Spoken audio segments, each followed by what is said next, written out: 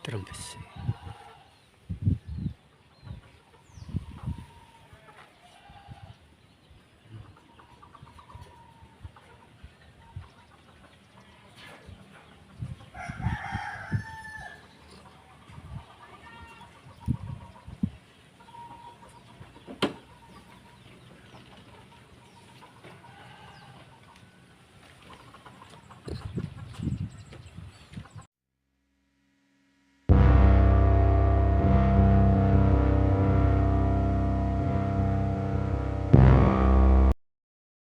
Selamat siang teman-teman, salam mulia, salam budaya, salam Jawa Dwipa. Teman-teman, dalam pertemuan kali ini perjalanan sejarah dan budaya saya awali di sebuah pantai ya yang bernama Pelawangan. Pelawangan artinya pintu masuk sebuah tempat pelabuhan ya, dulunya atau tempatnya orang mendarat dari lautan.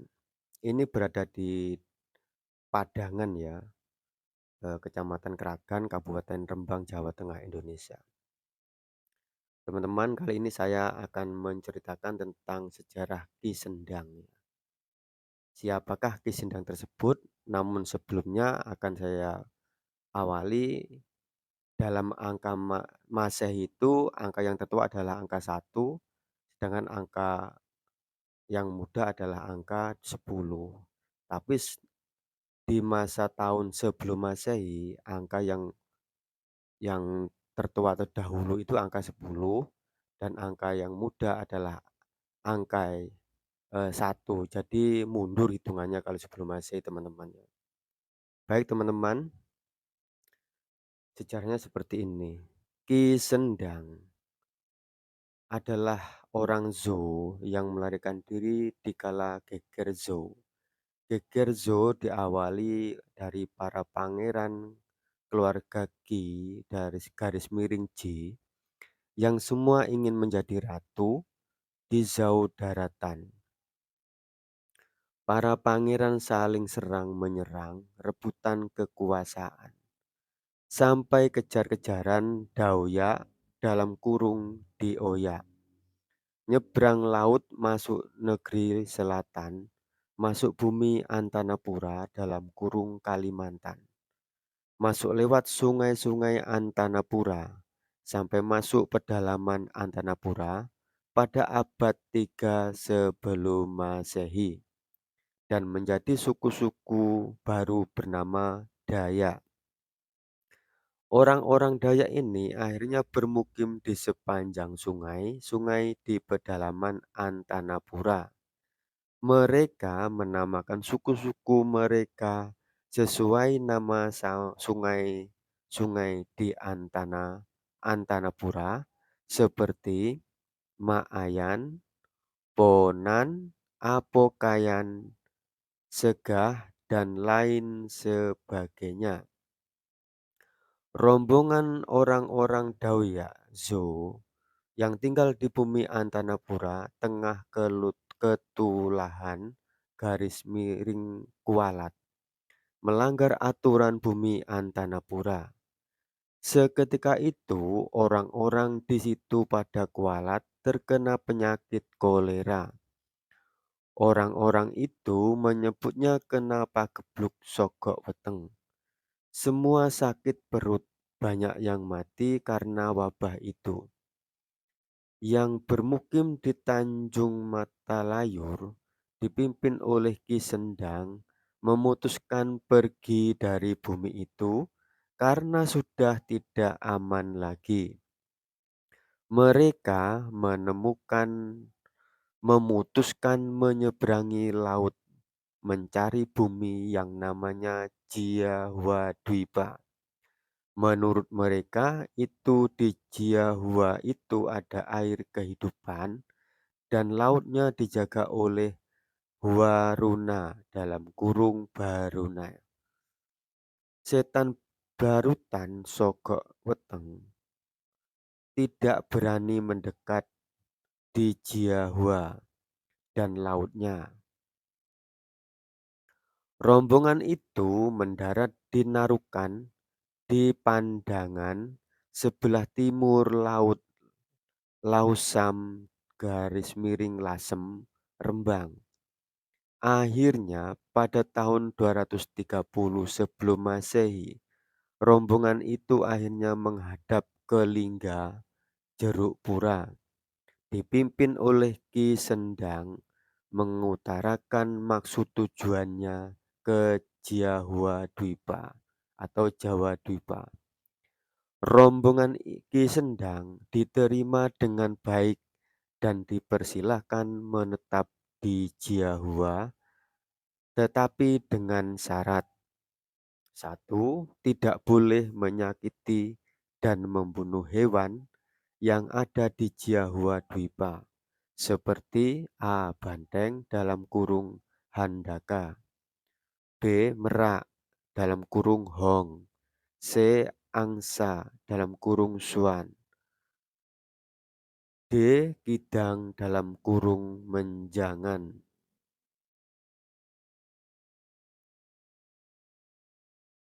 Tidak boleh menebang pohon-pohon besar, karena pohon-pohon itu tempat sarangnya burung-burung dan bawahnya bisa menjadi berteduh hewan-hewan dan lainnya.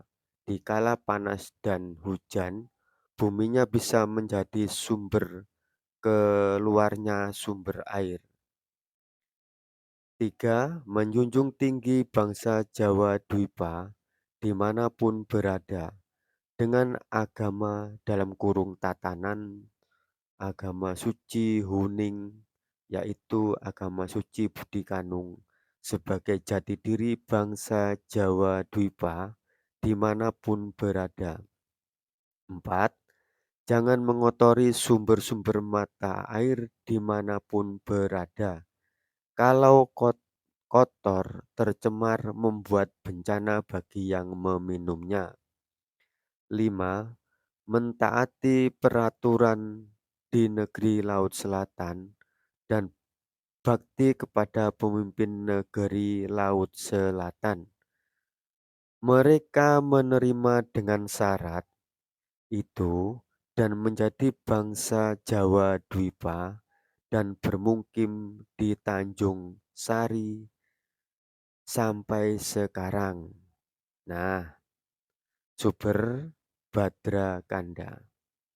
Baik teman-teman, jadi seperti itu kisah Ki Sendang ya, yang ternyata beliau adalah seorang pangeran dari Zhou, daratan Tiongkok sekarang ya, yang lari ke negeri Laut Selatan karena terjadi perang saudara berebut untuk menjadi pemimpin atau ratu di sana, yang akhirnya mendarat di Narukan. Narukan itu sekarang menjadi desa di Padangan Kragan ya, Kabupaten Rembang, yang sekarang sudah menjadi desa, dulunya itu lautan teman-teman.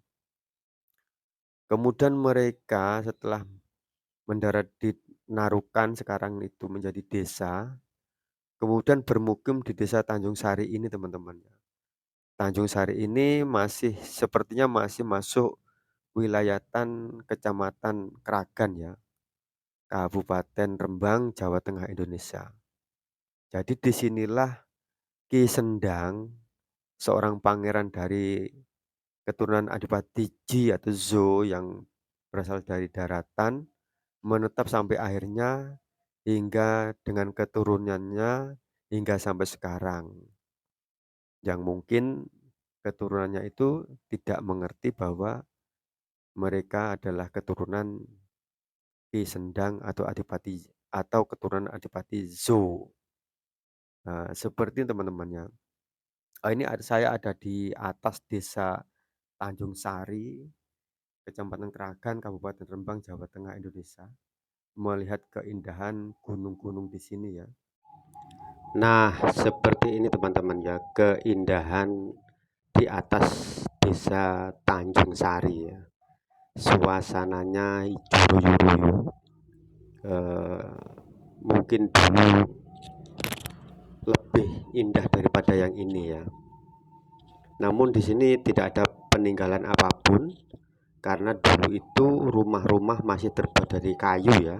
Jadi mereka tidak membuat rumah dari batu, dan abadnya pun masih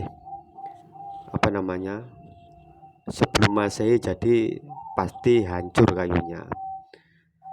Hanya meninggalkan jejak sebuah desa yang bernama Tanjung Sari di Kecamatan Kragan, Kabupaten Rembang, Jawa Tengah, Indonesia.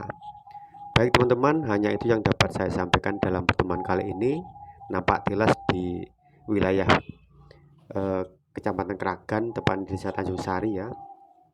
Jas merah, jangan sekali-kali melupakan sejarah. Salam mulia, salam budaya, salam Jawa Dwipa.